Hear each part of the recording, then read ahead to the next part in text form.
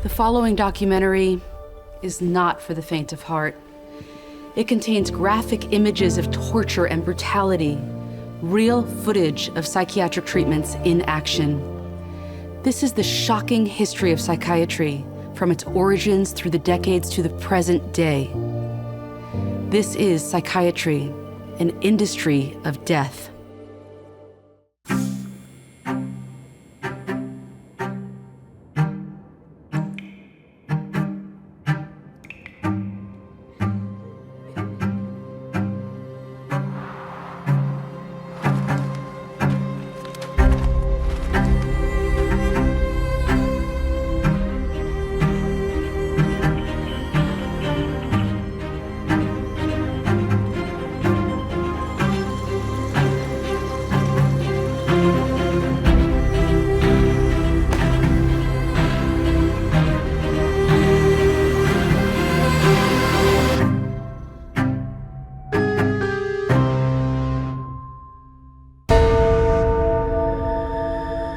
Psychological study from the National Institute of Mental Health. Just this morning, along with his longtime psychiatrist. The circle of depression is growing wider, broader. 15% of women suffer from this disorder. Affecting over 20 million Americans. Changes that have occurred in the brain. Abnormalities in the neurotransmitters. Is that a chemical imbalance? Who's got a problem? They've got a drug. 8 million American kids take prescribed medication. Need psychiatric care.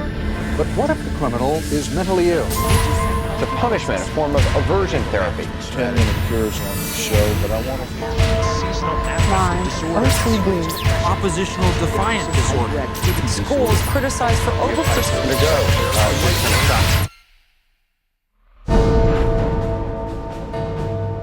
Everywhere you look, there it is. Think psychiatry has nothing to do with you? Think again. The whole field of psychiatry has gotten into every facet of your life. They basically believe that everyone is mentally ill. You smoke too much, it's a disease. You're too unhappy, it's a disease. You're too thin, it's a disease. You're too fat, it's a disease. Where are these coming from? These are coming from the minds of psychiatrists that are dreaming these things up, writing papers and getting published with their names on it, creating these new diseases. First he said that I had ADD.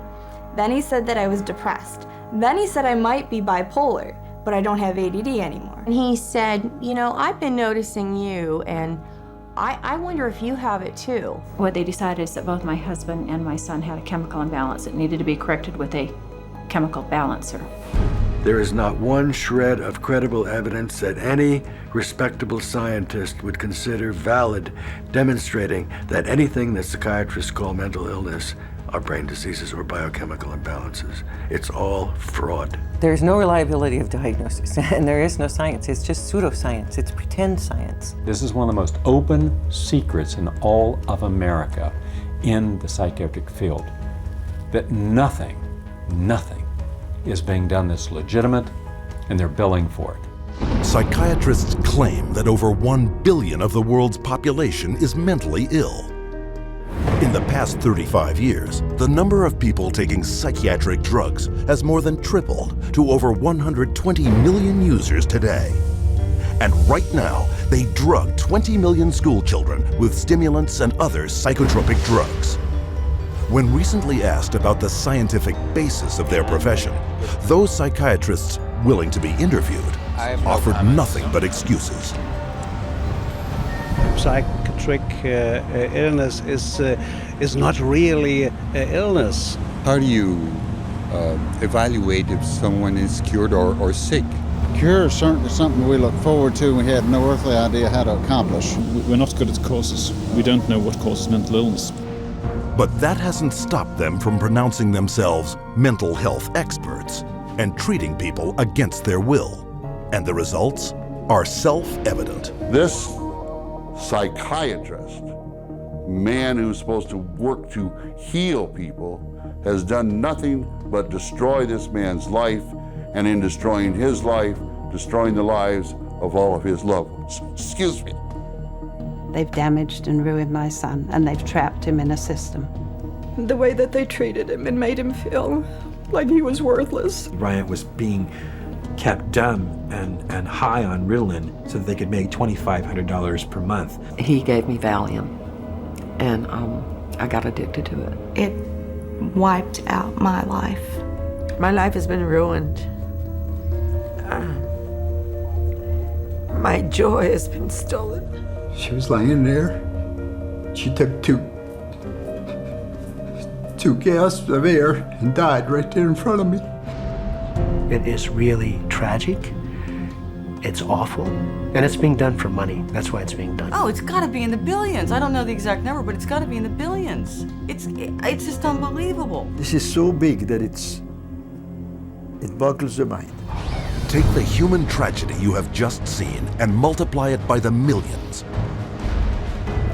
Nearly twice as many Americans died in government psychiatric hospitals than U.S. soldiers killed in battle in all wars since 1775.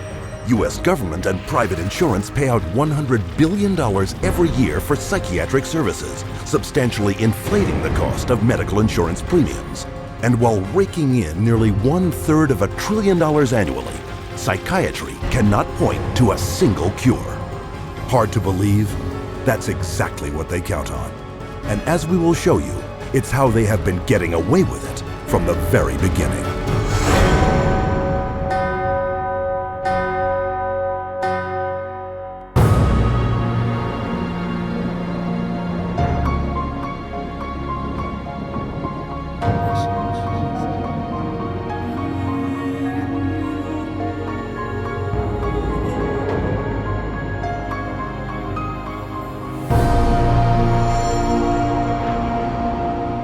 The roots of psychiatry have to do with control, power, and alienation from certain groups of people who were uncomfortable to be around. They were locked up in these places to get them out of the way. The history of psychiatry, I think, really is related to institutions. Bethlehem Royal Hospital in London was one of the world's first psychiatric institutions. Commonly referred to as Bedlam, the hospital was little more than a warehouse for those deemed mad. Inmates were confined to cages, closets, and animal stalls, chained to walls and flogged, while the asylum charged admission for public viewings. In the 18th century, William Batty was the first to promote that his institutions could cure the mentally ill. Batty's madhouses made him one of the richest men in England, though his treatments were every bit as inhumane as those practiced in Bedlam, with not a single patient cured. His financial success triggered a boom in the asylum business and an opportunity for psychiatrists to cash in on this new growth industry. This was an era where, on both sides of the Atlantic, specialized institutions for the mentally ill are beginning to be built in large numbers. Those institutions date back certainly to the beginning of the 18th century, and in a few cases even earlier than that. But the explosive growth of an asylum sector, of asylumdom, as some historians have called it, is very much a 19th century phenomenon. It's that period when the state is persuaded to invest tax dollars in building these places. But while those who ran the institutions were getting rich, psychiatrists yet lacked the credibility to maximize their cash flow. In order to justify their profession, they needed to come up with these biological solutions, or they didn't have any profession. The only way for them to solve that was to attempt to start believing that these people that were suffering from emotional disorders was from a biological basis. Whatever was done to make this person more manageable would be simply called a treatment. And the sad reality is that many of these so-called treatments were, in essence, torture. The near-drowning devices that were developed in this period, for example, must have been appallingly frightening. For example, one device involved putting the patient into a coffin, closing the lid, and dumping it into a bath of water, and then opening it up and trying to revive the patient. There were a range of these things, and the mortality rate was very, very high. Psychiatrists next sought to give their practices credence by cloaking them in the language of medicine. Thus, each reckless experimental approach they tried was instead referred to as a medical model. Somebody who's really hyper and manic, if you're wrapped up in a cold sheet and dunked into some water, you're going to quit acting manic because that's a punishing treatment. So, but as soon as the symptoms started to go away, they started to believe that somehow by wrapping them up and dunking them in cold water, it was draining the toxics out of their body. So they built the medical model around that. Pushing the biological theory of mental illness a step further, an American, Benjamin Rush, put forth the idea that insanity was caused by too much blood in the head. The cure? Remove the blood by any means possible. Restraint, cold water, bleeding, even terror. And with that, a new medical model was created. Benjamin Rush was probably the most famous American physician of the Revolutionary era. Rush was known as the master bleeder. He bled his patients for madness. He also invented something called the tranquilizer. It's a chair that looks a little bit like an electric chair.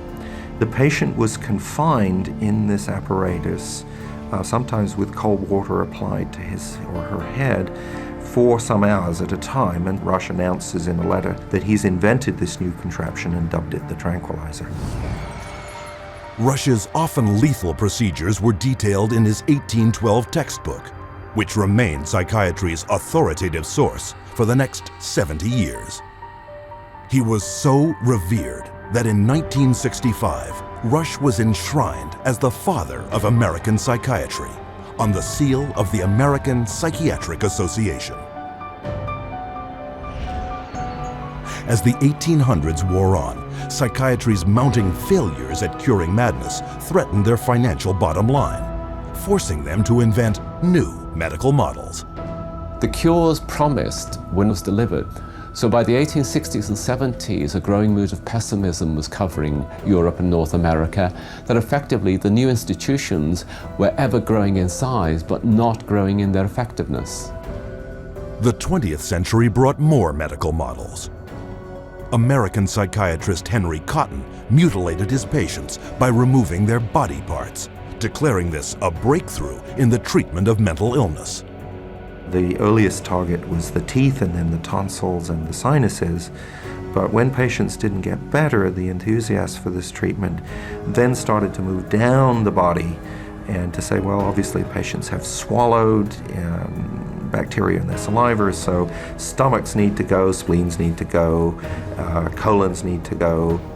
As public outcry escalated over torture and maiming of patients, psychiatrists would invent new methods, each one hailed as the miracle cure. But each one was ultimately proven no more effective nor less brutal than the last. This is a history of psychiatry, more or less, to damage the patient. I mean, this is a version of the original model, which was to chain them like animals. If you're doing it to somebody because you insist that they have to change, and you're going to do that by turning the screws, you might say, whether it's with medication, restraint, whatever, that's torture. And a huge part of what psychiatry has done really comes down to torture. As the 20th century progressed, psychiatry would continue to seek legitimacy by transforming itself into a medical discipline. But they succeeded only in creating more efficient ways of inflicting mental and physical torture and death. A legacy that has carried forward into modern psychiatry, with its most profitable medical model to date, the mass drugging of millions. But to do this, psychiatrists first had to shatter one of mankind's most cherished beliefs, decreeing that people were not what they thought they were.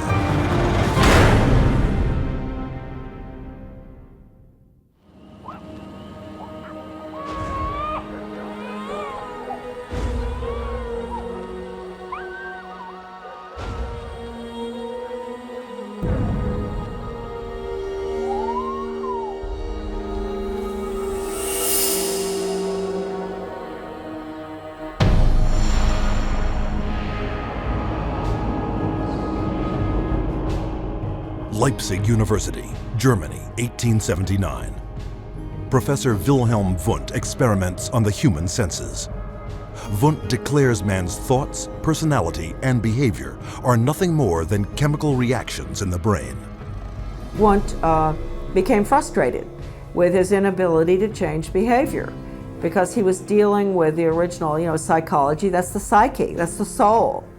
He created a new science, which was based on man being an animal without a soul, to be trained. Not to be a thinker, but to be trained. Students from around the world gathered to study Wundt's new definition of man as a soulless organism. The spirit of the age was summed up by German philosopher Friedrich Nietzsche. Gott ist tot. Gott bleibt tot. Und wir haben ihn getötet. Following Wundt's theory, a Russian, Ivan Pavlov, conducted animal experiments seeking methods to modify behavior.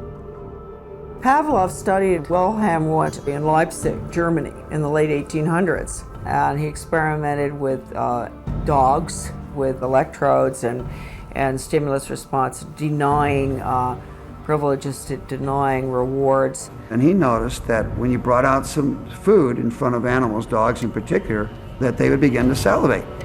So he'd ring the bell at the same time that he brought the food out, and then eventually, instead of bringing the food out, he just rang the bell, and of course the dogs got all excited.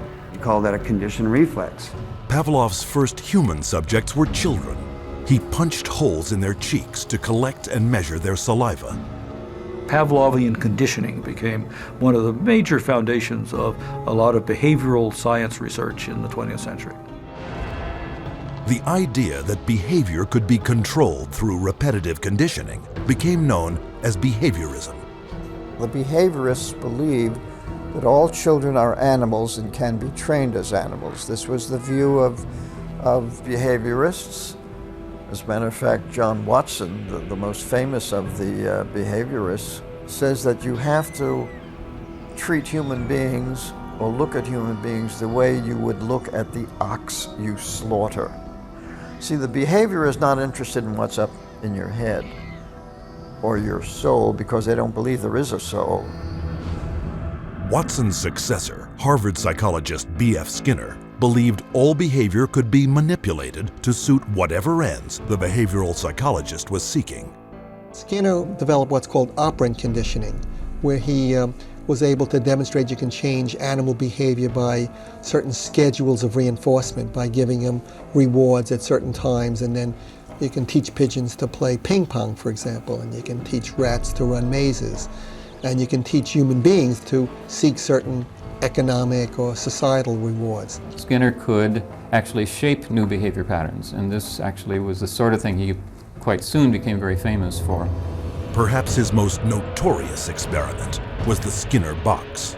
He was designing the Skinner box, which is something like a big playpen, but everything in it's controlled. The temperature's controlled, the light's controlled, and so on. And the idea is then you present children with certain stimuli that you want them to learn to react to. For nearly a year, Skinner isolated his daughter in a box similar to those he built for rats. The child was stimulated and had to respond in a certain way, like a chicken or a rat in a cage, because they firmly believe that children are animals. If you believe, though, that a child is a human being, you can't train him like a rat. Today, about $40 million a year in taxpayer money is paid out by the United States National Institute of Mental Health for behavioral psychology research, a total of $20 billion for all research since 1948. With these funds, psychiatrists apply the same conditioning techniques developed by Pavlov, Watson, and Skinner. Case in point, a juvenile detention center where children are hooked up to batteries delivering peak values of up to 270 volts and shocked in a procedure called aversion therapy. Antoine was having a number of problems because he was up at a center that was shocking him every time he did anything. There was a button on a little, almost like a TV remote, that would be used and pushed. They will get an additional shock for trying to remove the electrode. So they're expected to sit there and let this electricity pass through their skin without trying to remove it. If they yell in anticipation of the shock.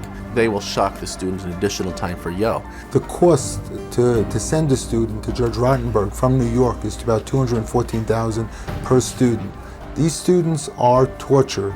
They're given this electric shock therapy for no other reason but to inflict pain. Other techniques include administering electric shock to treat sexual deviance, sending powerful magnetic impulses through the skull to interrupt brain activity, and shooting high voltage through surgically implanted electrodes, all to stifle problem behavior, and costing up to $100,000 per patient. And while this science without a soul led to behavior modification techniques that continue to generate billions in research and treatment, it also laid the groundwork for another psychiatric movement that would cause the deaths of millions.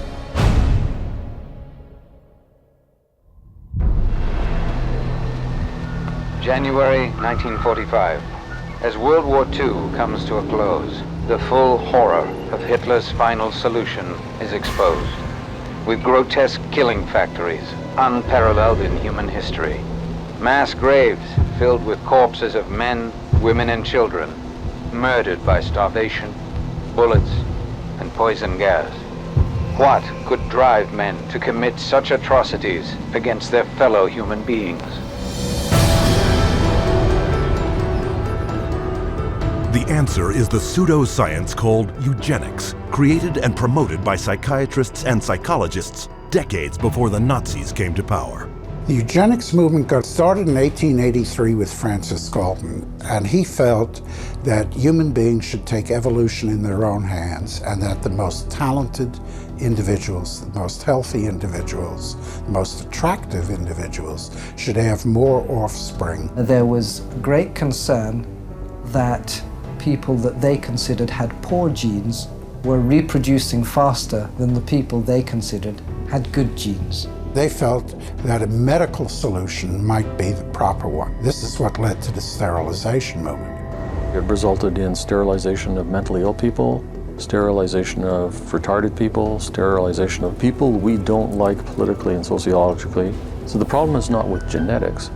The problem is a pretend phony genetics used to justify inhumane social policies.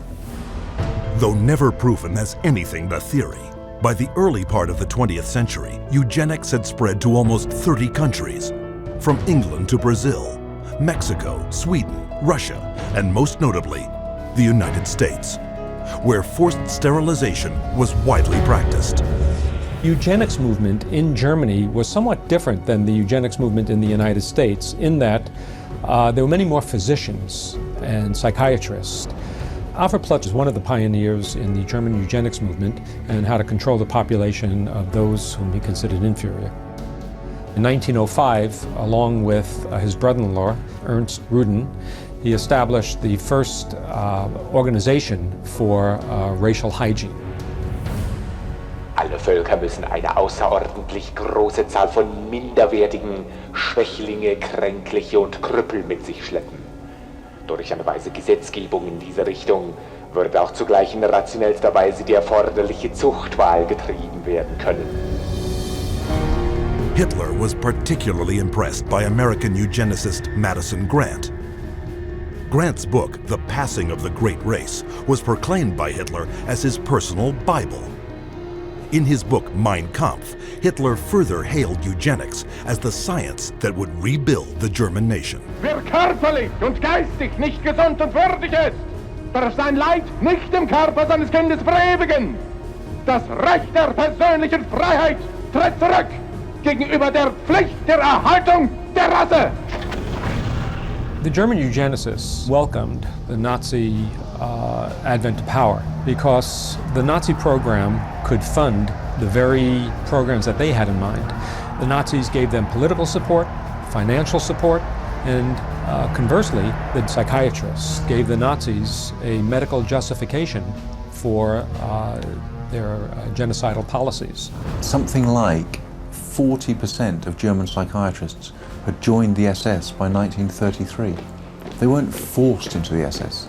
They just joined it naturally because the beliefs were very, very similar. Rudin and his work led directly to the decision to move from sterilization to murder. Their plan was simple.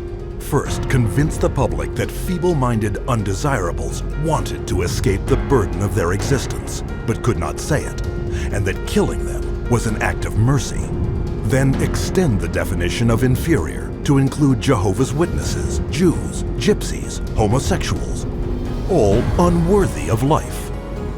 Psychiatrists produced propaganda movies known as the killing films, shown in all 5,300 theaters throughout Germany. Geisteskrankheit ist als ein Erbübel eine der größten Gefahren für die Volksgesundheit. Irrtum ist, dass sich solche Kranken glücklich fühlen und am Leben hängen. Sie haben überhaupt kein Daseinsbewusstsein. Wer von ihr befallen wird, dem ist die schwerste Last des Schicksals auferlegt. Ein Dasein ohne Leben. It first started with passive violence, which is starvation. It then intensified to lethal injections, and finally it developed into systematic gassing and cremation. Their headquarters were established in Berlin under the infamous codename T4. T4 program was named after Tiergarten 4, which essentially resulted over a period of time in the murder of about 70,000 people who were deemed mentally retarded, emotionally distraught, or physically handicapped by the Germans. They were called life unworthy of living. The killing, piloted in psychiatric institutions across Germany, then moved into the concentration camps, with top German psychiatrists as the executioners. Paul Nietzsche, the T4 director, declared, Die Durchkämmung der KZs fand nach genau denselben Gesichtspunkten, anhand derselben Meldebögen statt wie die der Irrenhäuser. 6 million Jews died in concentration camps and as a result of Nazi extermination policies. Rudin congratulated Hitler for making his, that is Rudin's, 30-year dream come true. After the Nazi surrender, an international court of justice was held to put doctors and psychiatrists on trial for their war crimes. But American psychiatrists, fearing a permanent blow to the future of psychiatry, stepped in by shifting the blame onto a handful of German psychiatrists. There were some doctors who were prosecuted, but very few. Ernst Rudin returned to Switzerland at the end of the war. He did not serve any prison time. One of the strangest things of all about the legacy of Nazi science is that some of the nastiest psychiatric eugenicists at the end of the war went back to work either in Germany or sometimes in the United States. It wasn't until 1999 that the German Association of Psychiatry, Psychotherapy, and Neurology finally admitted that psychiatrists were not only primarily responsible for the science behind the Nazi euthanasia programs, but for the guiding and directing of the killing campaigns. In 2010, their new president repeated his admission, adding that psychiatrists had continued their mass killings even after the T4 program had officially stopped. But all this came 70 years too late. What began with a psychiatric plan to eliminate undesirable humanity had now spread throughout the civilized world and was responsible for the killing of 11 million people. Never brought to justice, psychiatrists, as you will see, continued to advance eugenics around the world. And today we see the results. In racism, human misery, and unending social conflict.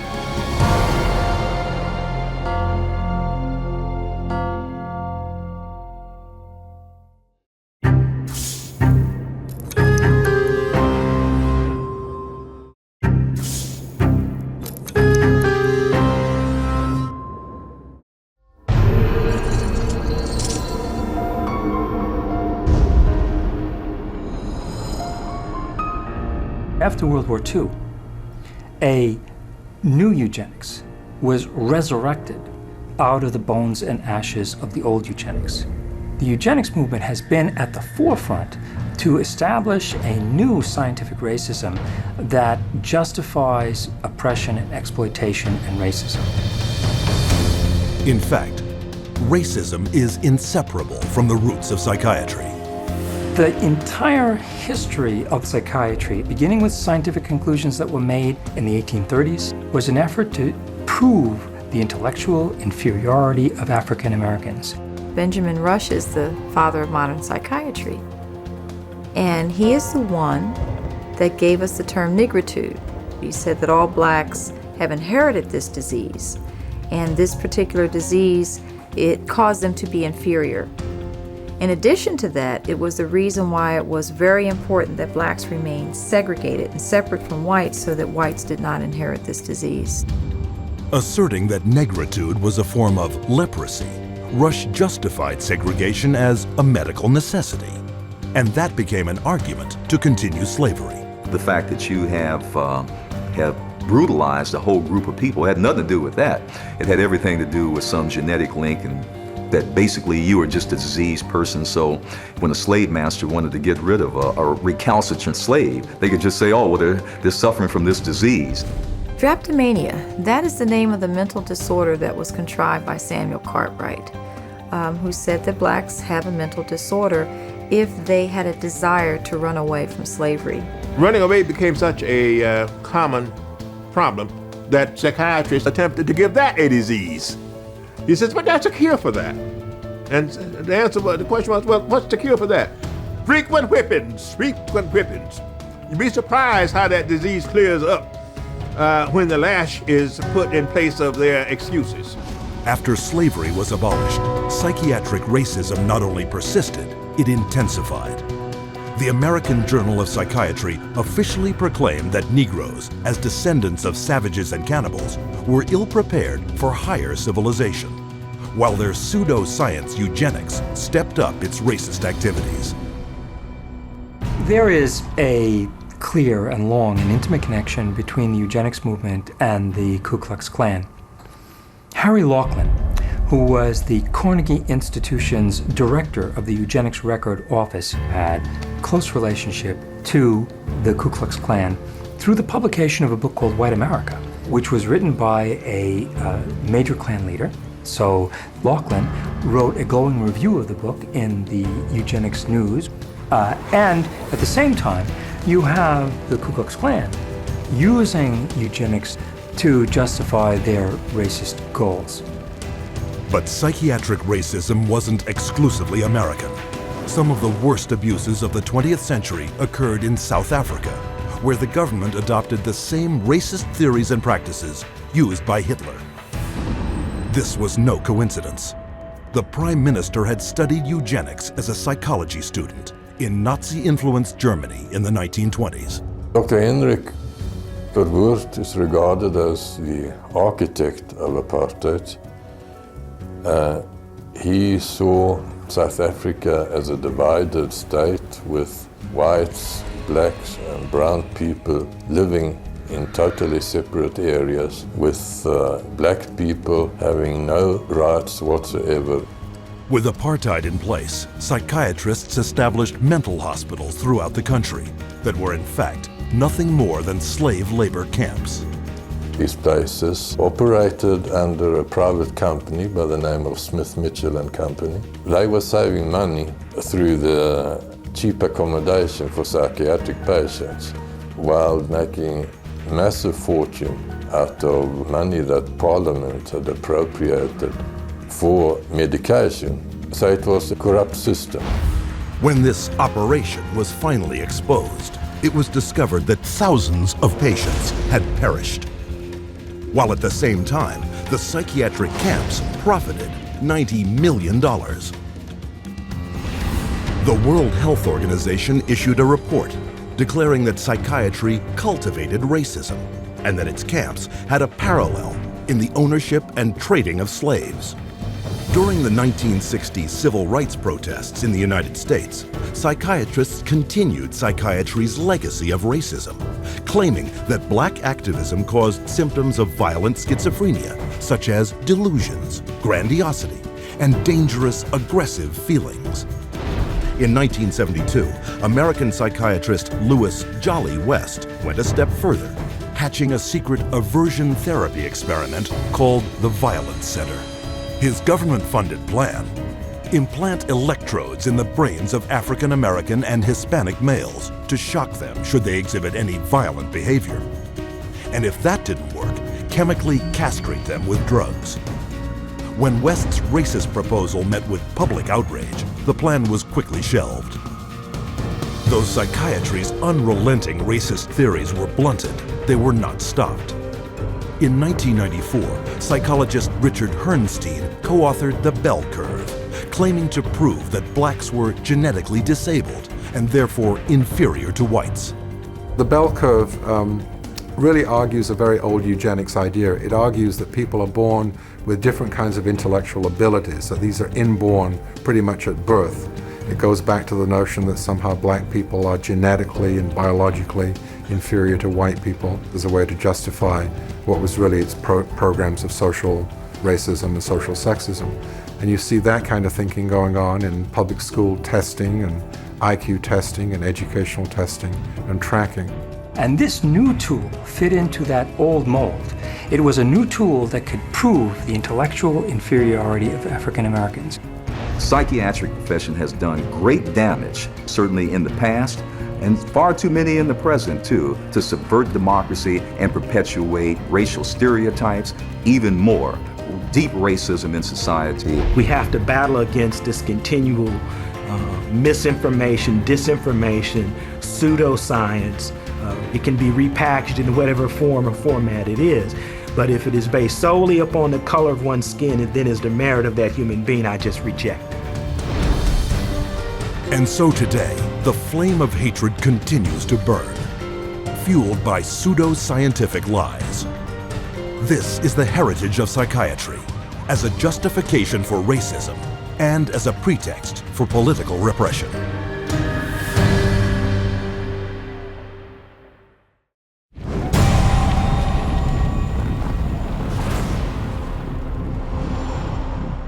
Быть верными коммунистическим идеалам, убежденно, с революционной настойчивостью, претворять в жизнь ленинский завет, учиться коммунизму, трудиться самоотверженно, по-коммунистически, всей жизнью своей, утверждать на земле: дело Ленина, дело партии, клянемся!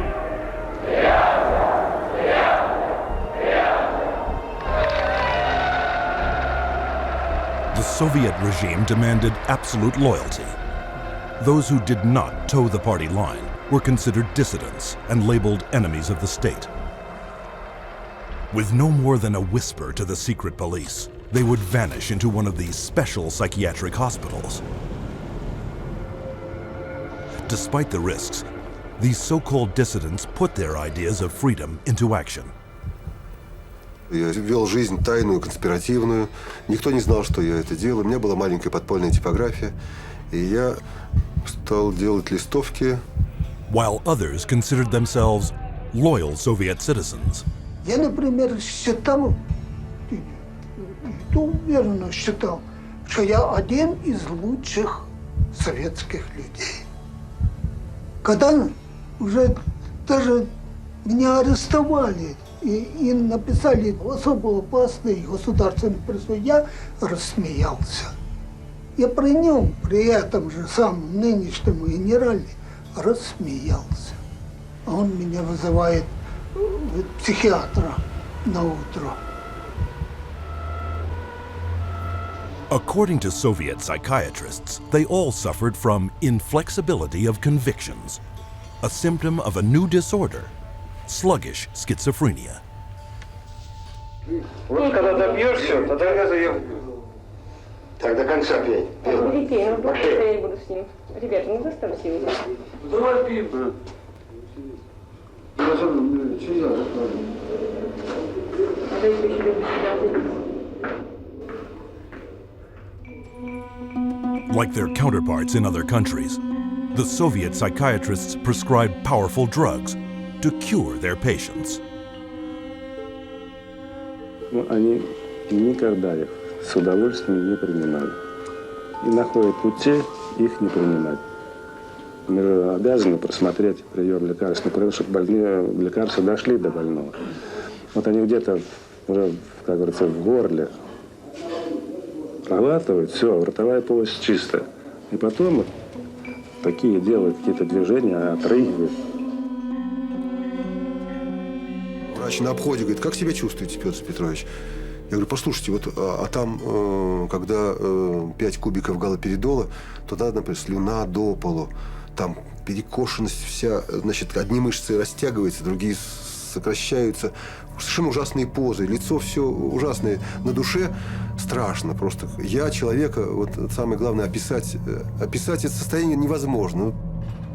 Санитары совершенно безнаказанно могли избивать. По любому поводу. Или вообще без повода. Вот, например, санитар открывает дверь, и вдруг, если тут ты оказался, например, в проеме двери. И вот этого достаточно было, чтобы, скажем, получить удар. Если больной, скажем, оказывал сопротивление при избиении, то его могли привязать, и привязывали, и избивали, и продолжали избивать уже привязанного. Проходит, допустим, год-два, там выписывают убийц, выписывают насильников. Михаил, ты бы лучше убил бы кого-нибудь, мне бы легче было тебя отсюда вытолкнуть. Это было, вот, рождало такое чувство безысходности. From 1967 to 1987, the Soviet government arrested over 2 million people who, for political reasons, were diagnosed as mentally sick and were forced to undergo psychiatric treatment. Even today, psychiatry remains the coercive tool of choice for governments throughout the world.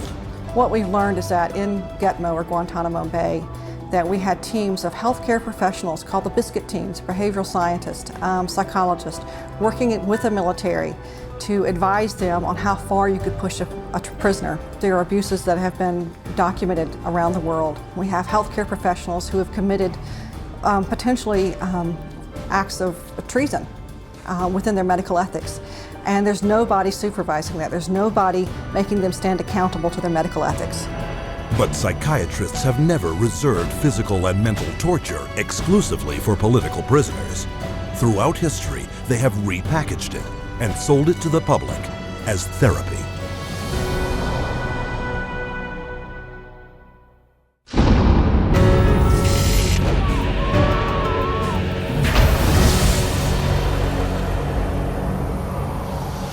Beginning in the 1920s, psychiatrists embraced a new group of procedures that claimed to work by creating intentional damage to the brain. Manfred Sokal had this notion that he could kill just the bad brain cells, that somehow we have good brain cells, we have bad brain cells. So if you give people enough insulin, you kill those bad brain cells, and if the person survived this epilepsy, they would be better off for it. Despite severe convulsions and an insulin shock death rate of 5%, Sokal pointed to his patient's childlike state and declared his treatment a success. Hospitals built insulin shock wards, and coma therapy became big business. Not to be outdone, Ladislaus von Meduna of Hungary believed he could drive out mental illness by inducing brain-damaging seizures with a drug called metrazole.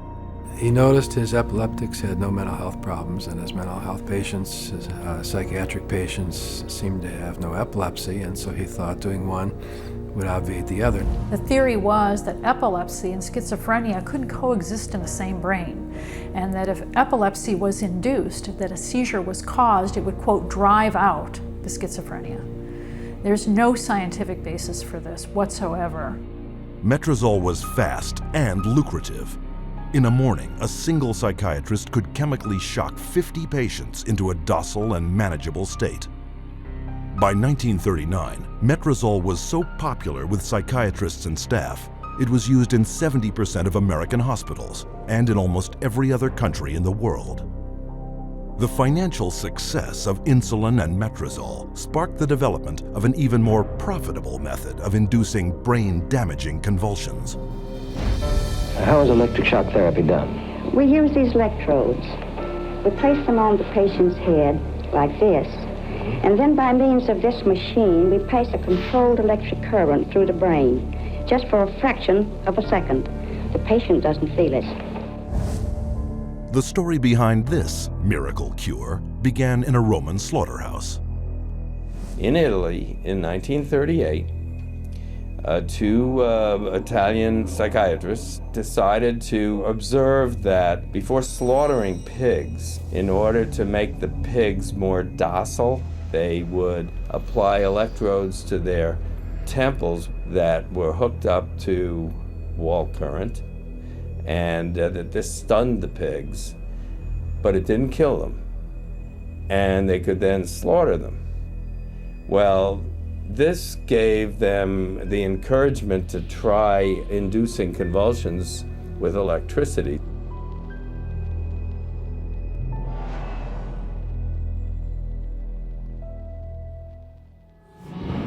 We would see teeth falling out, broken spines, bones knocked out of joint, broken bones, and people even getting internal organ damage from being restrained while they were having these uncontrolled writhing seizures, convulsions. Many patients have been returned to their homes and jobs who might still be here if it were not for this helpful form of treatment.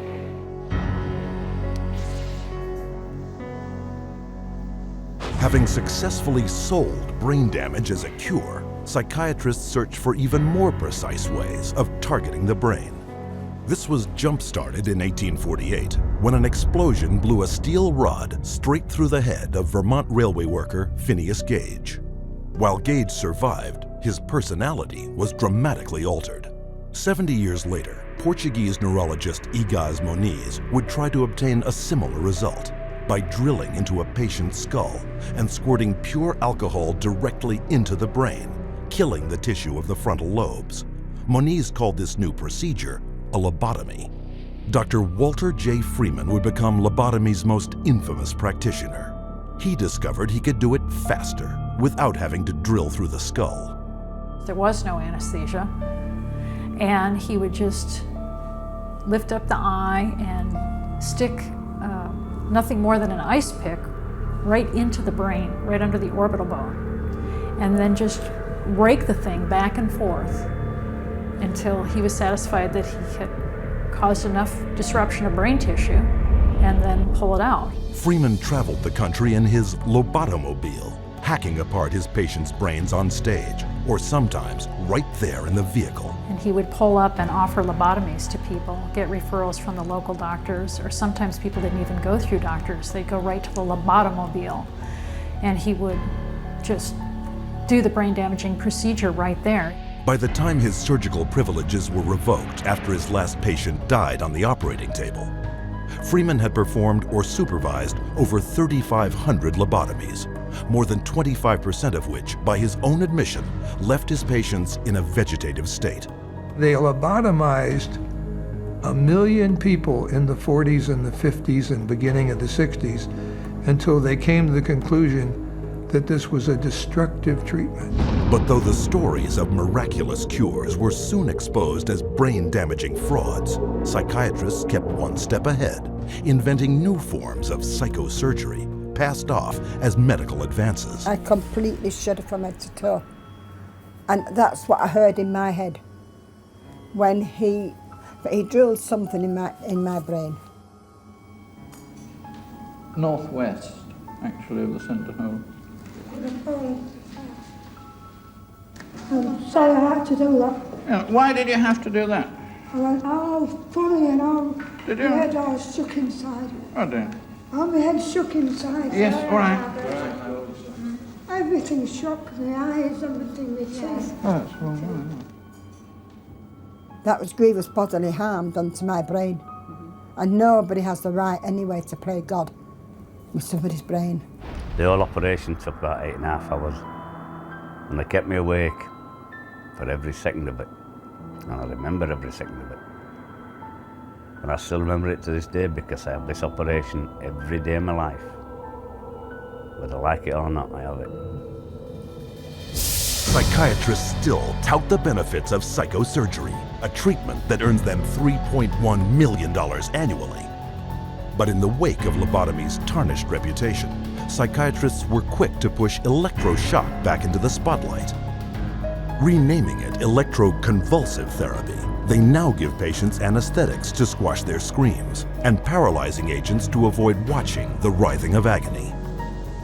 The main misconception that people have about ECT is that it's new and improved. The new and improved refers strictly to these cosmetic improvements because, in fact, they make it easier on the witnesses. The person isn't shaking all over the table.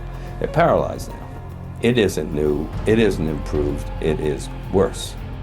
Every 10 years or so, there tends to be, first of all, a denial that it causes any harm.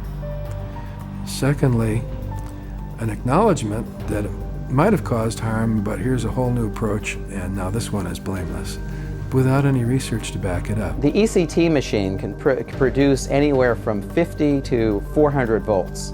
It's the kind of energy that we use for industrial machinery that might be in a steel mill or a printing press, some large piece of machinery. It's an extraordinary amount of energy and it causes a great deal of damage.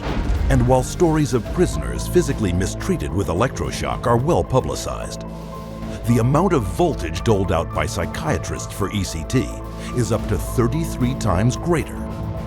And that damage is most often targeted at the most vulnerable. 2/3 of those who receive electroshock are women, given such diagnoses as premenstrual syndrome, menopausal disorder, or postpartum depression. Half of electroshock patients are elderly. Once they become eligible for government health care at age 65, twice as many American seniors receive ECT than at age 64. And what does this all add up to? 100,000 dead, and countless others so brain damaged they have no hope of ever recovering a normal life. For a total of $12 worth of electricity, psychiatrists in the United States alone rake in $1.2 billion. But the next miracle cure psychiatrists added to their arsenal made them more money than ever before. For it was faster, cheaper, and could potentially turn men, women, and children into patients for life.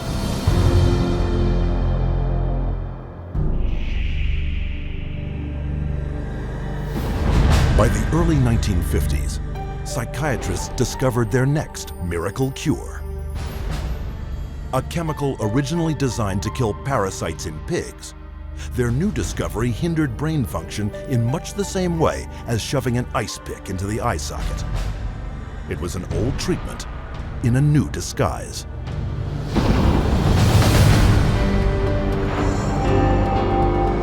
With the advent of these new tranquilizing drugs, it seems not too much to say that we're on the verge of an entirely new era in the treatment of mental illness.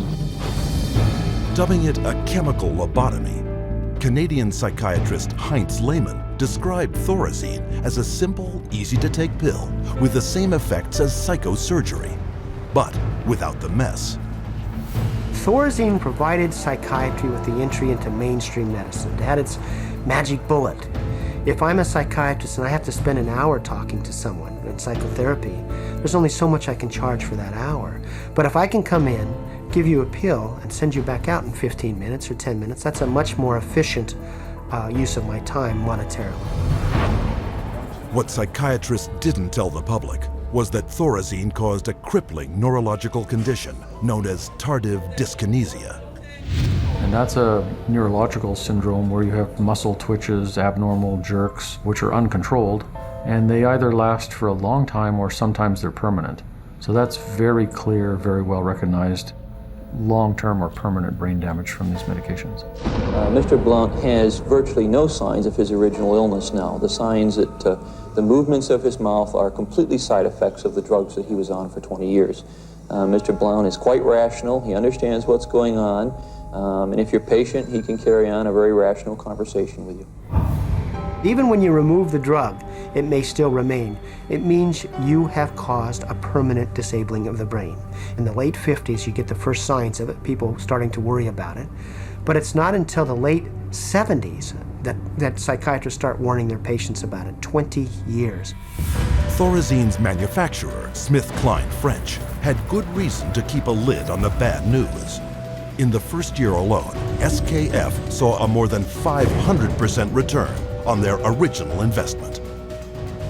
With the public and the press kept in the dark about the severe and disabling side effects, prominent doctors and psychiatrists met in Puerto Rico to lay the groundwork for the expansion of psychiatric drugs far into the future. Psychiatrist Dr. Nathan Klein wrote this in the conference's final report.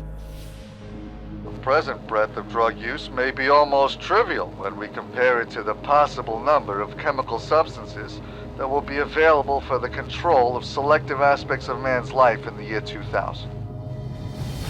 Dr. Klein spearheaded a movement flooding new psychiatric wonder drugs onto the global marketplace, backed by a massive publicity machine spending hundreds of millions of dollars. Psychiatry was now an industry of drug pushers.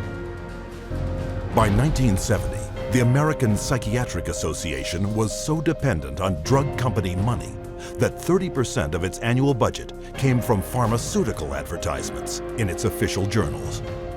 So we had money flowing to trade organizations, we had money flowing to the doctors, and to their journals. Well, we all know that that is going to influence how they think. The majority of National Institute of Mental Health and National Institute of Health scientists are getting more money from drug companies on the side than their tax-based salary.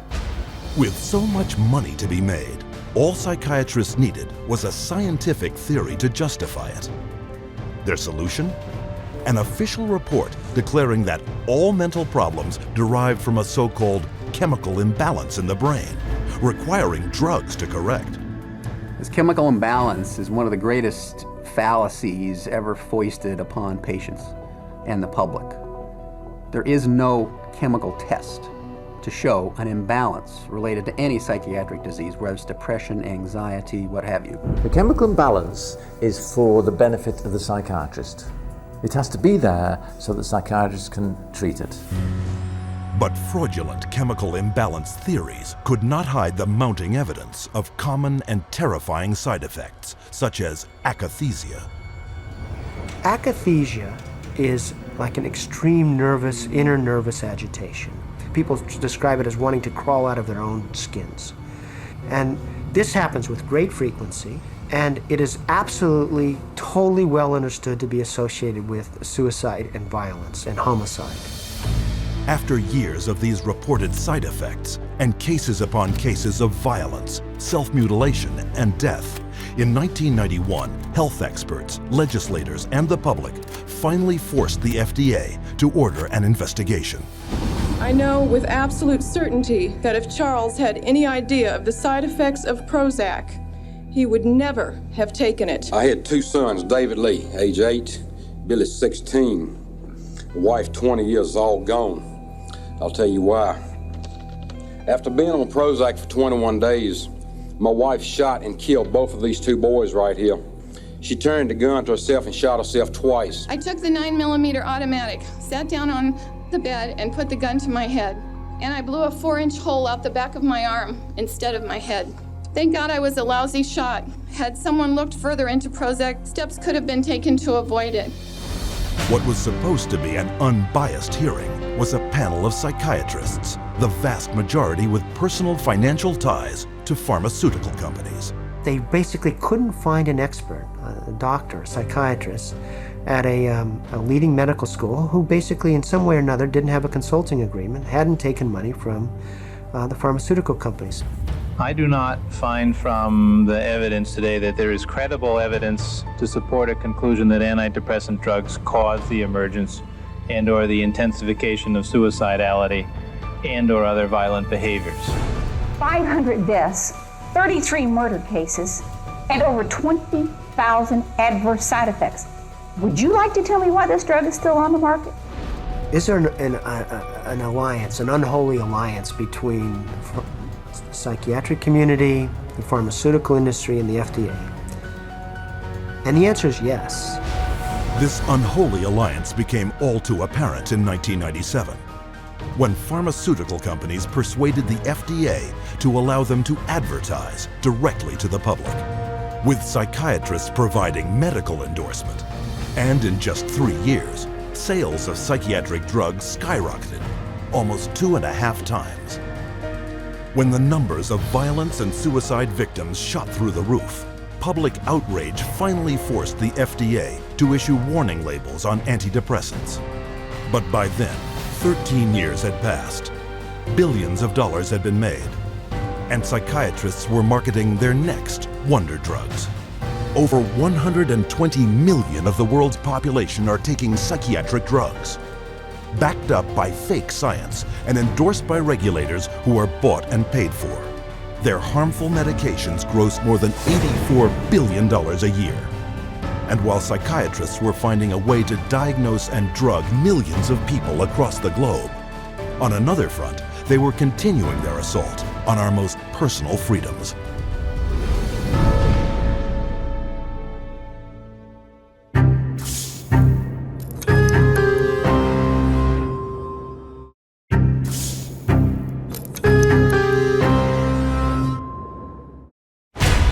Psychiatrists demand the absolute right to determine what is best for the so-called mentally ill. After all, the mentally ill are crazy and unable to evaluate their own treatment.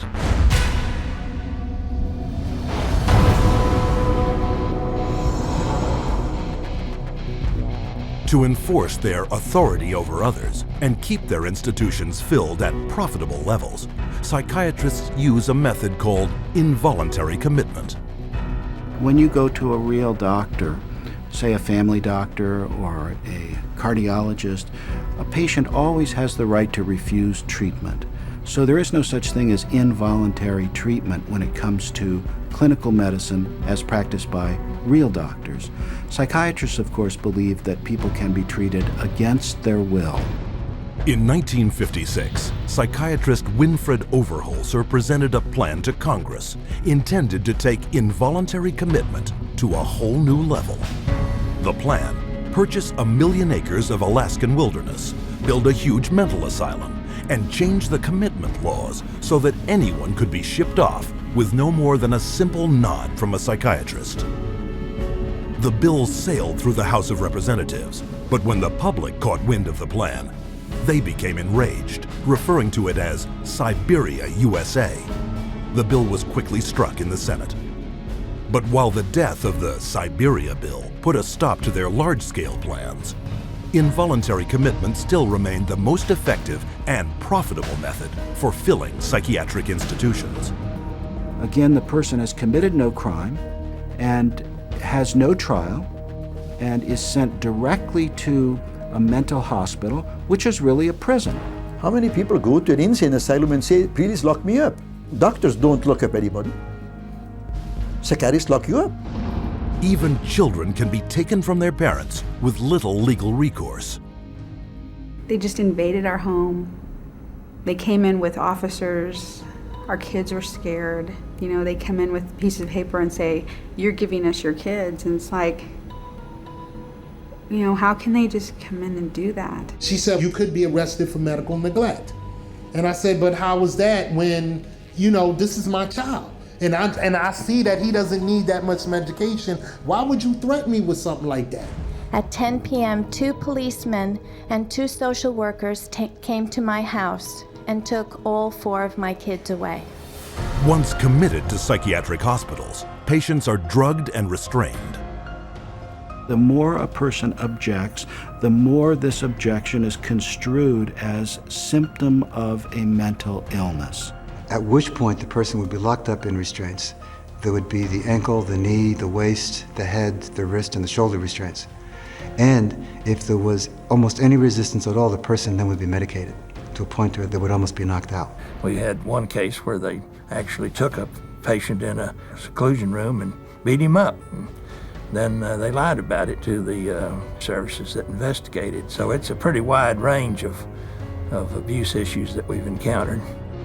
Psychiatric staff provoke their patients into violence so they can bill insurance companies up to $400 a day for each restrained patient. A patient would resist diagnosis, resist treatment, and also want to leave treatment. And that person's situation would be exacerbated until they were put in constraints and medicated, at which point there would be documented reasons to keep that person in treatment. The burden of such claims is passed directly to the public in the form of soaring healthcare premiums. As for their victims, the experience is traumatic and even lethal. 16-year-old Rochelle Claiborne died in Laurel Ridge's care last August. The state report shows during the restraint, quote, Rochelle stated several times she could not breathe. In almost all respects, the staff behaved appropriately, followed the standards. By taking advantage of weak or vague restraint laws, psychiatrists and their staff are almost never held criminally liable for assault, battery, and murder. He begged me to take him home, take him out of there, that they were treating him wrongly, and he didn't want to stay there. And I got a call that there had been an accident, that they held him down until he couldn't breathe anymore. I wish I would have listened to him, take him out of there before it had happened. And then I miss him every day. And I wish I could have him back, but I can't. To this day, no one has been charged for the child's murder. The elderly are a prime target for psychiatric abuse, with treatment of senior citizens in mental institutions in the U.S. costing private and government insurance nearly $4.5 billion a year. Unwarranted commitment has occurred that wouldn't have occurred if the people hadn't had insurance. The proof of that pudding is generally in how fast they get out once the insurance runs out. Involuntary commitment is a form of psychiatric slavery, where persons are treated as if they're property and they are deprived of liberty, and people are making money in the process. As long as we have involuntary mental hospitalization, psychiatry is a prison work. It's a crime against humanity. It is not medicine. Every 40 seconds, someone is involuntarily committed to a psychiatric institution. And if you think this is something that can't happen to you or someone you know, think again. In the time it took you to watch this chapter, 10 people have been institutionalized against their will. And with hundreds of billions of dollars allocated to hospitals internationally since 1975, psychiatrists have carved out for themselves a lucrative commercial enterprise, hidden behind a dubious interpretation of the law. But far too often, psychiatrists commit crimes too blatant to be ignored.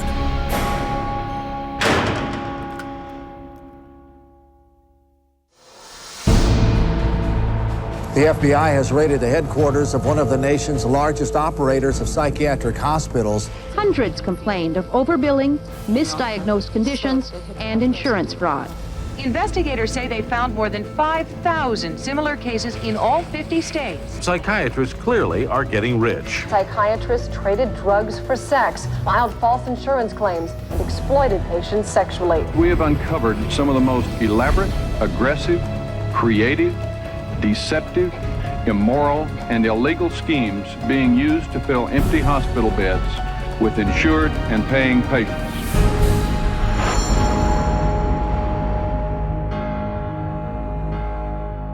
Every psychiatrist takes an oath to follow an ethical code of conduct, to put the care of their patients above all else. But of all medical disciplines, psychiatry has the worst record of fraud and abuse. Psychiatry is almost a license to print money. If a doctor were clever enough, and many of them are, there's no reason that they couldn't make at least $500,000 a year fraudulently and get away with it in psychiatry. I don't purport to have deposed every psychiatrist in Las Vegas. I can tell you for a fact I haven't. Maybe I've deposed half, and by and large, they were a dishonest, deceitful, lying bunch of people. So prevalent are their deceptive and criminal billing practices, insurance investigators have slang for it, like the California wave and the $100 handshake. $100 handshake is when usually a patient is institutionalized Psychiatrist, psychologist will visit that person, shake hands with them, say, hello, I'm Dr. So-and-so, I'm taking care of your problem here, and then leaves.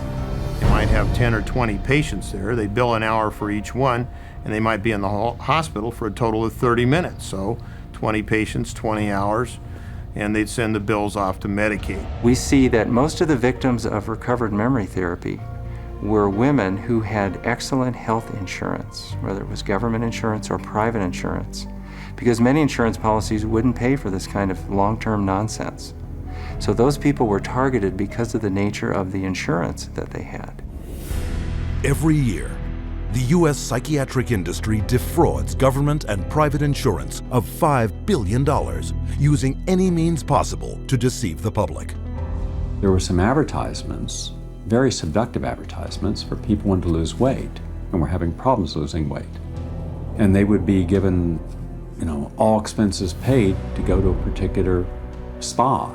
But when they got to this spa and went in and signed in, it wasn't a spa, it was a psychiatric center. And then they couldn't get out. What instead they received massive doses of mind-altering drugs, and they were kept for a lengthy period of time, and their insurance carrier was billed tremendous amounts of money for something that was unnecessary. But their lies go beyond the psych ward and into the courts, where as paid witnesses, they will say anything to collect their fee. A psychiatric expert who will have one opinion in one scenario and a completely opposite opinion in another scenario based on which law firm or governmental agency is paying for his time. These psychiatrists, on one hand, will tell the public that suicide can be prevented, but will go into court and tell a jury that suicide cannot be prevented. And then once you show his prior inconsistent statements, you also show that he is paid very well by pharmaceuticals. Then the jury says, you know what, we're not so sure about you because you just lied to us. Add to the greed, dishonesty, and deceitfulness their sex crimes. Studies have shown that at least 10% of psychiatrists committed sex-related offenses against their patients. It has happened so often that by the mid-'80s, the insurance companies who insure physicians across America started writing sexual claims out of the policies altogether. That's how common it was. The system was so broken that more than 25,000 complaints had been registered, but nothing acted upon.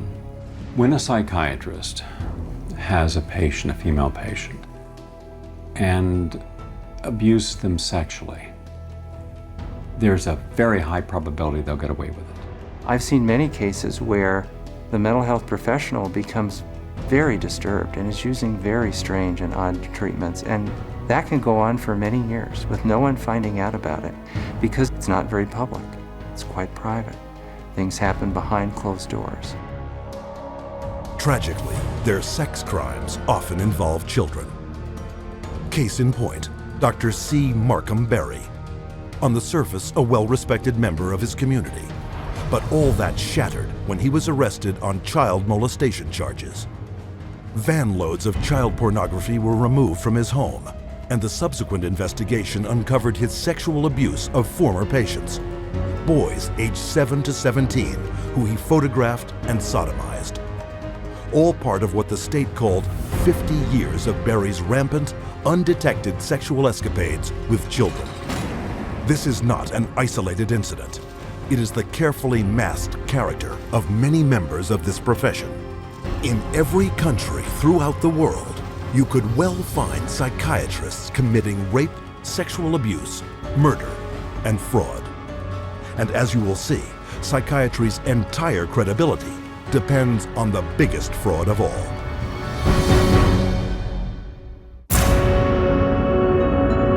I was was diagnosed with a chemical imbalance, manic depression. They diagnosed me with having ADD. He told me I had conduct disorder. ADHD. Mild depression. Major depression. Manic depressive. Borderline personality disorder. Social anxiety. Depression and schizophrenia. Depression. Sleep disorder. Identity problem disorder. All of these so-called diseases are just made up. They're just fabricated. They're fictions of psychiatry imagination. What would psychiatrists do without their labels? They couldn't pretend to be real doctors anymore, you know? Neither could psychologists, you know? Diagnosing, what a godlike thing to do. Making diagnoses, and here's your treatment, a pill. Because so far they're not proving that any so-called mental illnesses exist. These are labels, and that's all they are. But without proof, you can't have credibility. So psychiatrists manufacture their own. It's based on a grab bag of checklists for disorders that are published in a book called the DSM, which is the Diagnostic and Statistical Manual. There are no statistics in this book, by the way. That just makes it sound more scientific. They create this cluster of disease, and they get together and they vote. Is this a disease? All in favor, say aye. The American Psychiatric Association is the publisher and owner and wealthy owner of DSM. They've made a great deal of money on DSM.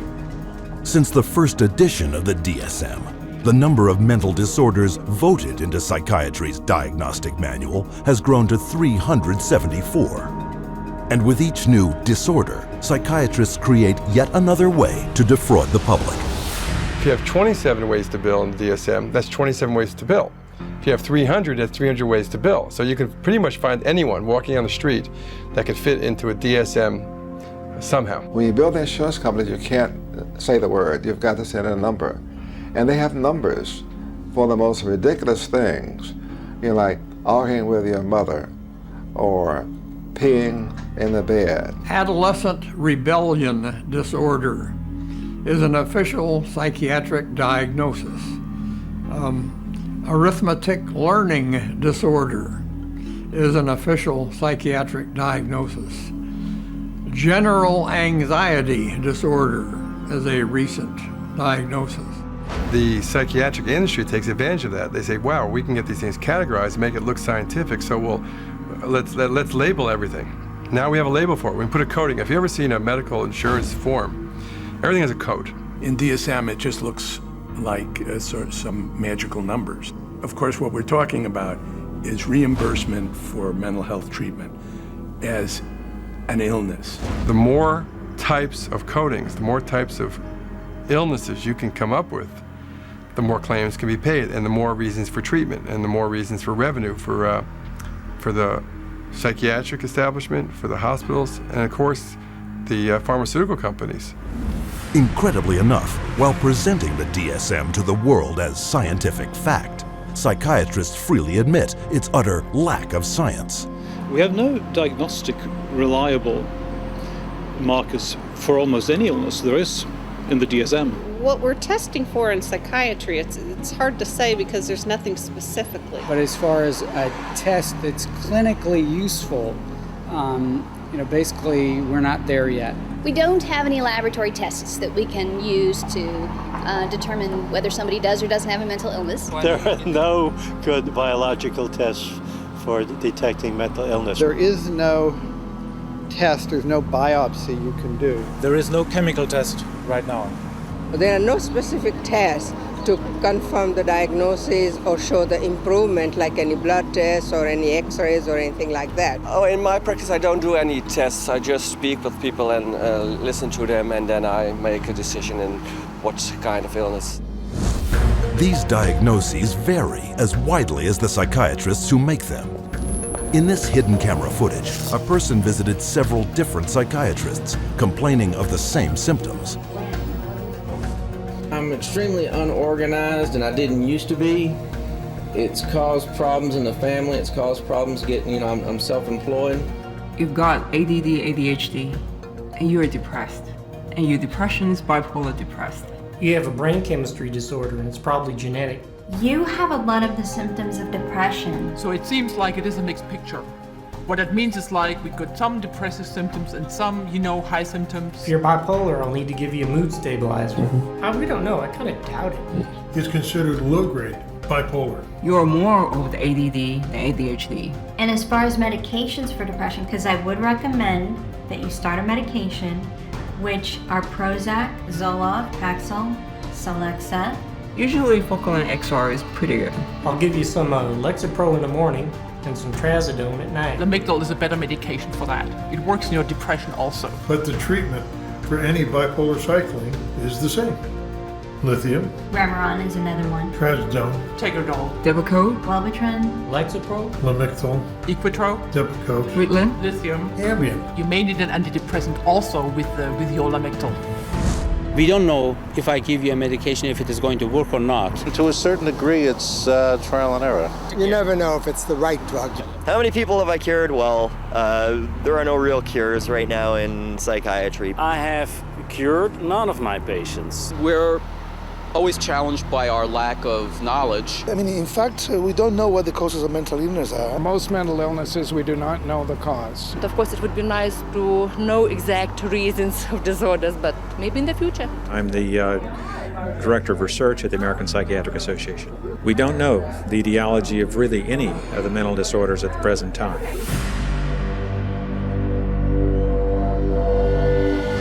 DSM-5, it's grown to 10 times its original size, and it labels everybody.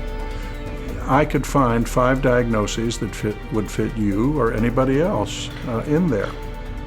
Compare this to the research methods of pathology, a real science that discovers real diseases using a wide variety of precise diagnostic tests. We do millions of laboratory tests as well as the structural examination and the microscopic examination. It's a whole series of applied scientific procedures. In the case of psychiatry, there isn't any laboratory tool that can precisely identify a psychiatric disease and allow it to be classified. It's not as if there's some study of tissue or some study of the body or some study of matter. These are all categories which are made up. They're simply made up. They don't exist in nature. They're decided upon by psychiatrists and voted on. Psychiatrists are not the only ones who benefit from the DSM. Wherever you find a psychiatric diagnosis, you'll find a psychiatric drug. The pharmaceutical corporations now contribute enormous sums of money for the education of psychiatric residents and for the support of research by their professors, so that psychiatry today has become in America, has become very largely learning of which drug to use with which disease or disorder. This to me is completely unethical, untenable, unacceptable for this to occur. The web of money is all over the place. It has compromised psychiatry, and now it's compromising psychology. And worst of all, it's compromising the patients. In 2006, a study revealed that 56% of all psychiatrists deciding what disorders to list in their diagnostic manual had financial ties to drug companies. Today, we see the consequences, a barrage of drugs, each one targeted at an invented disorder that is backed by an arbitrary diagnosis found in the DSM. The fact that it is couched in the language of science without necessarily having any of the scientific data or underpinnings to justify it is as threatening as anything we've seen today. And psychiatry's latest and most expensive ploy to fool the public by imitating legitimate medicine? Brain scans. We can scan all the brains we want to. The fact that we see changes in different people's brains, changes in functioning, doesn't mean that we've discovered anything that has its origin in the brain. It just means that we're seeing changes, but it doesn't mean that there's something wrong with the brain. They have no reliable measures about precise blood flow patterns for any of the psychiatric disorders using any of the scans. It's marketing. This is marketing. This is not science. This is incredibly effective marketing. It has nothing to do with science. Psychiatrists and psychologists use the DSM to label 450 million people worldwide as mentally ill, a total equal to the populations of France, Italy, Germany, Canada, the United Kingdom, and Russia combined. While sales of the psychiatric drugs they push have topped $84 billion annually, funding from world governments for these patients gross psychiatry over $250 billion a year. And much of this money comes from the diagnosis and drugging of our most trusting and vulnerable.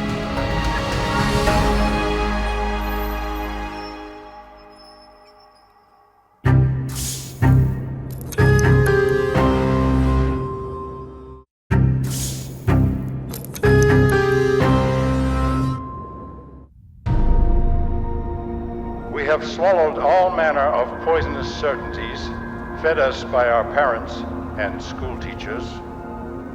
If the race is to be freed from its crippling burden of good and evil, it must be psychiatrists who take the original responsibility.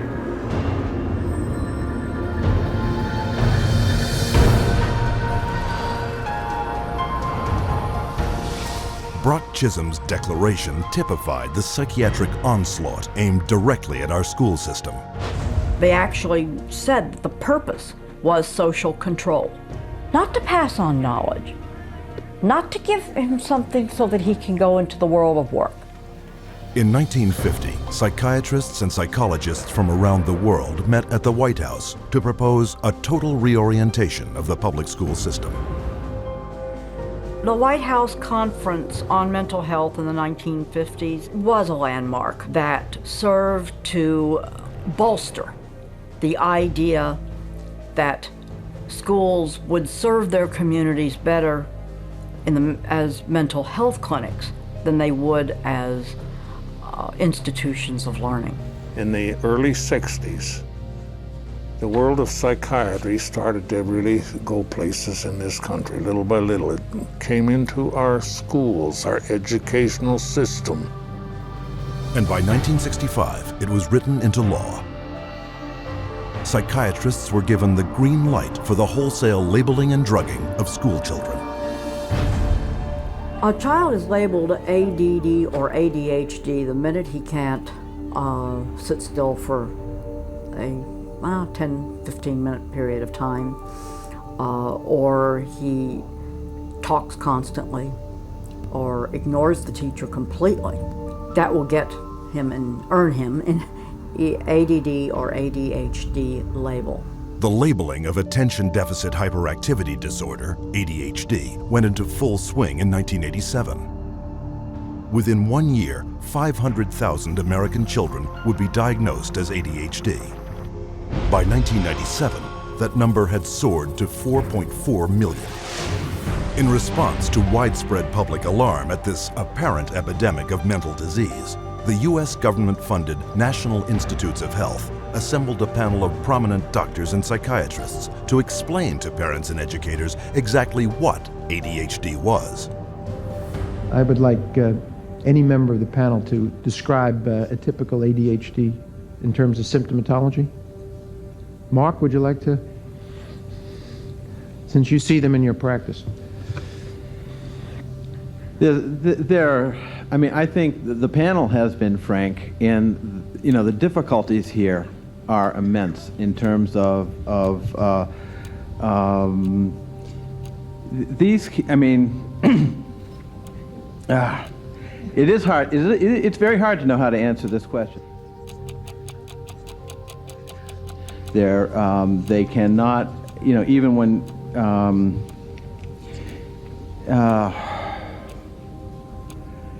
they are as if driven by a motive. There are some good clinical descriptions.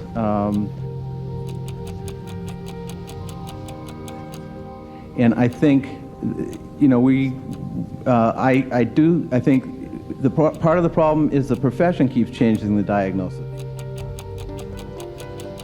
At this time, we do not have a diagnostic test for ADHD. Therefore, the validity of the disorder continues to be a problem. But this shocking admission did not stop school psychiatrists.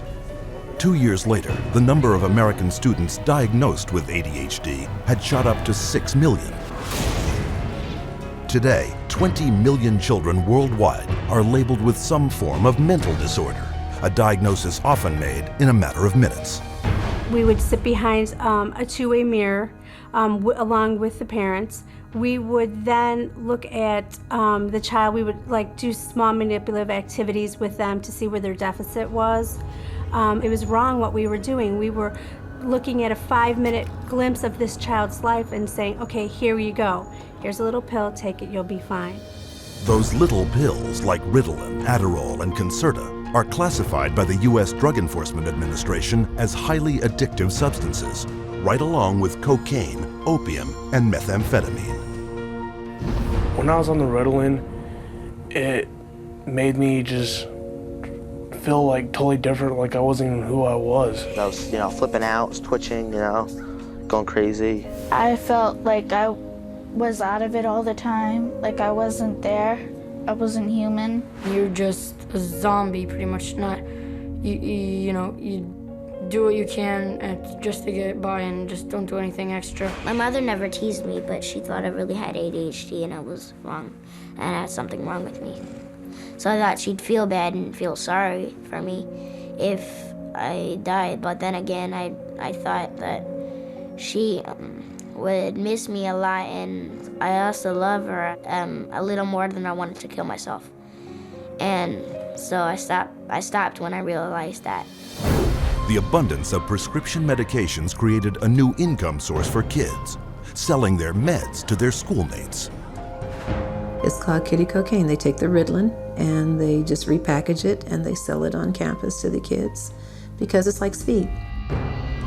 Today, almost 10% of all American teens, some 2.1 million, abuse Ritalin and another psychiatric stimulant, Adderall. And these drugs can also lead to even more harmful substance abuse. I figured if I was gonna do drugs, I might as well make it worth it. And I ended up doing street drugs, and then I ended up getting into it really bad. We're looking at marijuana and other things as being gateway drugs, and actually the so-called medications are a greater gateway drug. The Ritalin drugs are backfiring big time because if the child is already disruptive and he takes cocaine, he's going to be a lot more disruptive after he's taken it. It is not going to calm him down. Boom, she got on the drugs and her personality changed, her behaviors changed, they became erratic and dark and violent, and it was just a nightmare. He kept having adverse reactions, becoming very, very angry. He could not control his behavior, he couldn't control his temper. He was on 5 different psych meds, Prozac and lithium, and he was 7 years old. And he was unable to function. He would have rages and then crying and all kinds of just violent rages, grabbing knives and all of this. The list includes 15-year-old Kip Kinkle withdrawing from Prozac when he shot 22 classmates, killing 2 after murdering his mother and stepfather at his home in Springfield, Oregon. 18-year-old Jason Hoffman on Effexor and Celexa when he opened fire at his California high school, wounding 5. 15-year-old Sean Cooper on a mix of antidepressants when he shot students in Idaho. And 17-year-old Eric Harris on Luvox when he and partner Dylan Klebold killed 12 classmates and a teacher in the bloodiest school massacre yet, Columbine. And all of this overshadows the very reason children came to school in the first place, to get an education. Since 1970, the United States has fallen from 9th to 23rd place in worldwide academic standing. While during that same period, the number of American school children labeled with learning, behavioral, and mental disorders skyrocketed, and the sales of ADHD drugs has multiplied 310 times. Children don't ask for psychiatric drugs. Children don't ask to be diagnosed. They don't want to be called crazy. So So you have to ask the classic Roman question, legal question, cui bono, who benefits? The people who make the diagnosis.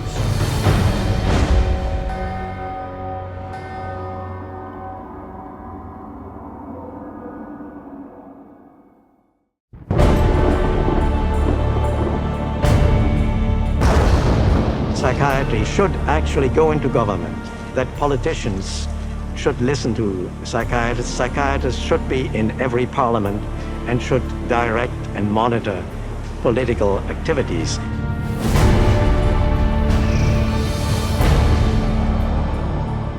Psychiatry, in little more than a century, has adversely impacted society on a global scale, and not by accident. People aren't aware that in 1940, a prominent British psychiatrist, Colonel J.R. Rees, addressed the National Council on Mental Hygiene and set the agenda for psychiatry for the next 60 years. Since then, psychiatrists have been given authority in nearly every sector of our society, with tragic results. We must aim to make it permeate every educational activity in our national life. Public life, politics, and industry should all of them be within our sphere of influence. We have made a useful attack upon a number of professions. The two easiest of them, naturally, are the teaching profession and the church. The most difficult are law and medicine. Rees's colleague, psychiatrist G. Brock Chisholm, co-founder of the World Federation for Mental Health, later expanded upon psychiatry's plans.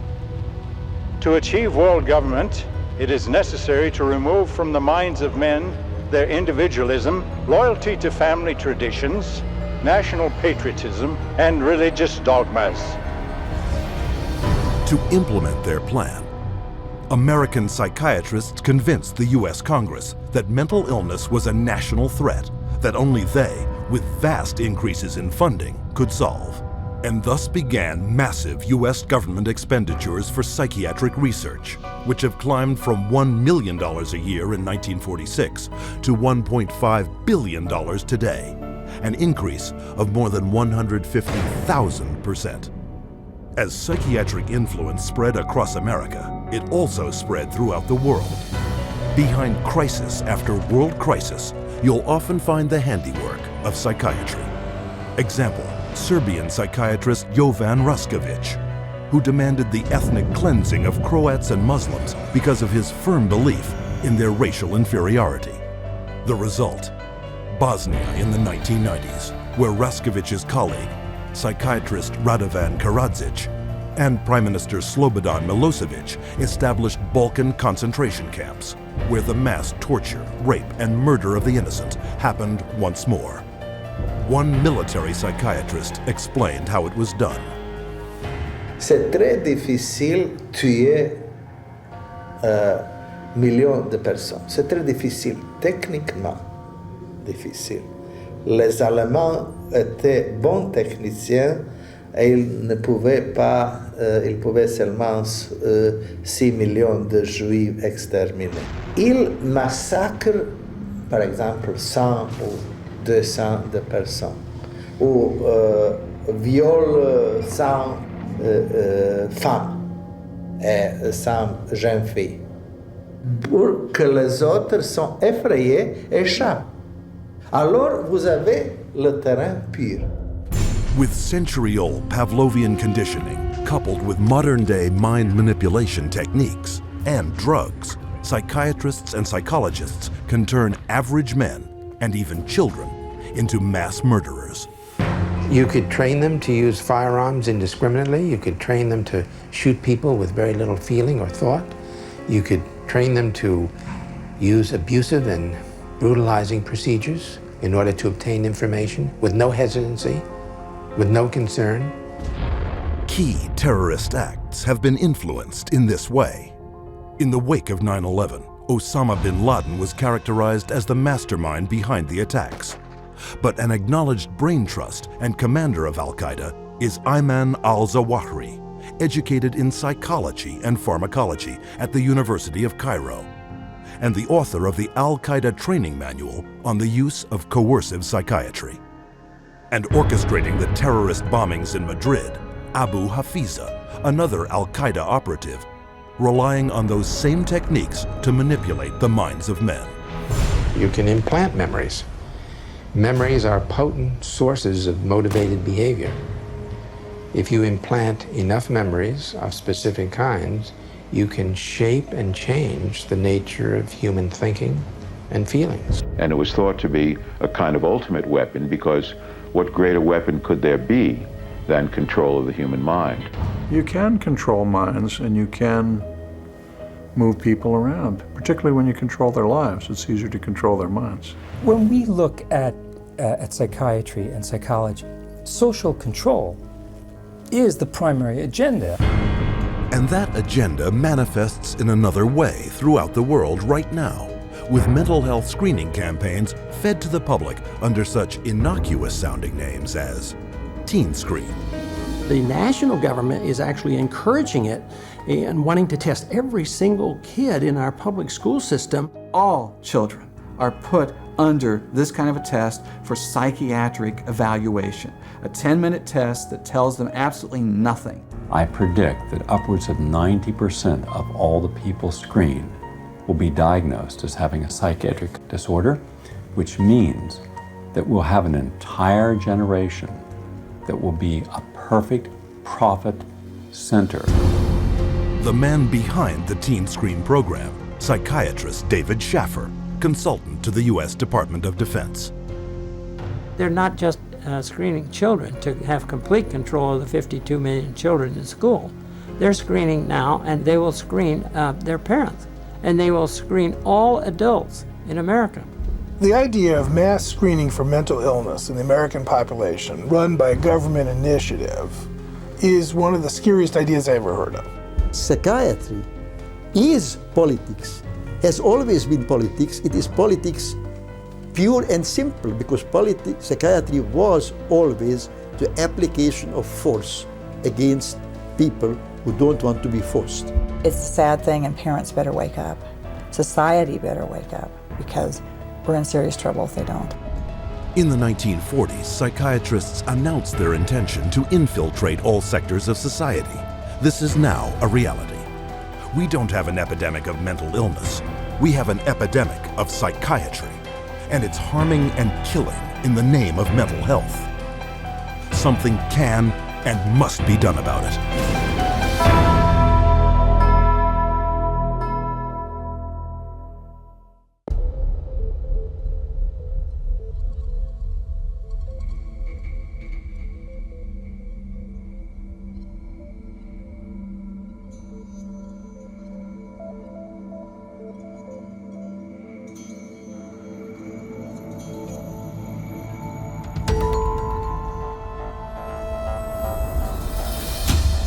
Founded in 1969 by the Church of Scientology, the Citizens Commission on Human Rights investigates and exposes psychiatric violations of human rights. Its international headquarters in Los Angeles, California, serves as a public information clearinghouse, documenting psychiatry's invasive and harmful practices and publishing its findings in 17 languages. CCHR has distributed more than 12 million copies to healthcare professionals, government officials, educators, and business leaders around the world.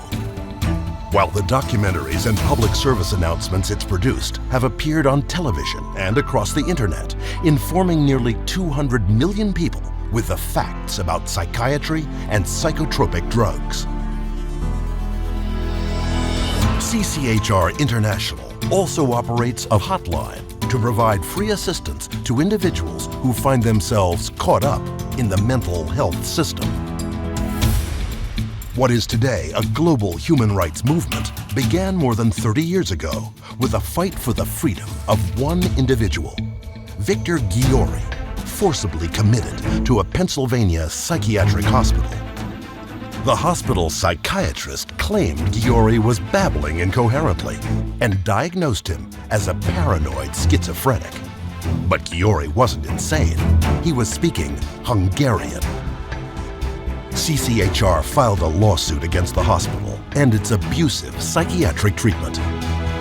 Their defense of Ghiori was so tenacious that in the middle of the case, the psychiatrist running the hospital stood up and announced, "We want nothing more to do with Victor Ghiori." Securing Victor Ghiori's release was the first of thousands of cases championed by CCHR. CCHR challenged involuntary commitment laws throughout the United States and internationally. And what we found was that people were being incarcerated without any legal rights. They had no right to an attorney. They could be drugged, shocked, lobotomized without their consent. In apartheid South Africa, CCHR exposed secret psychiatric work camps where tens of thousands of Africans were incarcerated, drugged, subjected to electric shock, and then farmed out as slave labor. When apartheid ended, CCHR presented testimony to South Africa's Truth and Reconciliation Commission, resulting in a government inquiry into psychiatric racism. In Australia, CCHR exposed a psychiatric practice called deep sleep treatment. Patients were given a cocktail of barbiturates and psychiatric drugs. They were subjected to electroshock treatment daily, sometimes twice daily, without their knowledge. Deep sleep treatment caused 48 deaths. CCHR investigated it, exposed it, and fought until deep sleep treatment was banned and its victims compensated. In Italy, CCHR, working with legislators and the media, conducted raids on psychiatric hospitals, the conditions of which were barbaric. CCHR persisted until those institutions were closed. In Japan, CCHR exposed patient abuse and the financial crimes of psychiatrists and hospitals, defrauding the government and taxpayers of millions. The guilty were convicted of fraud, and patient protections were implemented. And in the United States, CCHR uncovered a billion-dollar fraud in the nation's largest chain of private mental health facilities. 600 federal agents conducted raids across 20 states. Dozens of prosecutions ensued, millions of dollars in fines imposed, and the entire chain of corrupt hospitals was permanently closed. And the list goes on. In Australia, France, Germany, Hungary, and the United Kingdom. CCHR has not only been responsible for closing thousands of abusive psychiatric facilities, but at the same time, they have restored patient rights all over the world. And it was CCHR that sounded the alarm about the dangers of psychiatric drugs, resulting in public warnings about their use. Such as in Europe, where its medicines agency slapped antidepressants with suicide warning labels. South Africa, where the government now warns elderly citizens about the risks associated with taking antipsychotics. And the United States and Mexico, where thanks to CCHR's efforts in promoting the Child Medication Safety Act, parents can no longer be forced to give their children psychotropic drugs. CCHR has documented the side effects of these psychiatric drugs. It's taken evidence to the FDA, it's gone to Congress, and it's obtained congressional hearings. CCHR was the first organization to expose that antidepressants could cause suicide and violence in patients. And due to CCHR's efforts, the FDA held hearings in 1991, but it would take the FDA a further 13 years before they finally issued black box warnings that antidepressants could cause suicide in patients. All told, CCHR is responsible for nearly 200 laws and 300 official drug warnings, safeguarding the public from the dangers of the psychiatric pharmaceutical industry. CCHR is causing things to change by being champions for a growing number of well-intentioned people who are risking their professional careers to speak up against the abuses of psychiatry. Having the ability to call upon an organization like CCHR and to take your side and help fight back against, seemingly the insurmountable odds. It's a tremendous blessing. They speak up, speak out, and speak for those who can't speak for themselves. And then they go and help those who can't help themselves. So CCHR is known as a group that is actually doing something. They're not just talk. They are full of action. And they make change. They have changed laws. They have made it where we have to put labels. Oh gosh, does this medication, cause suicidal thoughts or tendencies? Label it. They're not sitting there going, we think psychiatrists are being abusive, but they're going out and doing something about it. They're taking down cases, they're following these things up, they're collecting evidence, and they're presenting this to lawmakers and law enforcement so that these abuses don't happen. CCHR is the only body, by the way, that I've ever seen that actually has the backing to be able to stand up and do something now anywhere in the world. Wherever and whenever psychiatrists abuse human rights, CCHR takes its message to the streets. From the United States to Japan, and from Canada to the United Kingdom, members of CCHR lead marches to secure the protection and freedom from psychiatric abuse for everyone. You've got 1 million people being electroshocked every year. You have someone being involuntarily committed every 40 seconds, and you have 20 million children taking mind-altering drugs, and it's all under the guise of mental health. The only way you're going to get humane treatment in the mental health system is to take psychiatry and its vested interests out of the picture. And only then will people be able to truly obtain mental health. You have two choices. Either you pretend you knew nothing about it, or you do something about it. With knowledge comes responsibility. That's why we're here. That's why people are joining forces with CCHR. Today, CCHR has over 150 chapters in 30 countries, with thousands of members joined together to defend human rights against psychiatric abuse. It is a fight that will continue until psychiatry's abusive and coercive practices cease, and human rights and dignity are returned to all.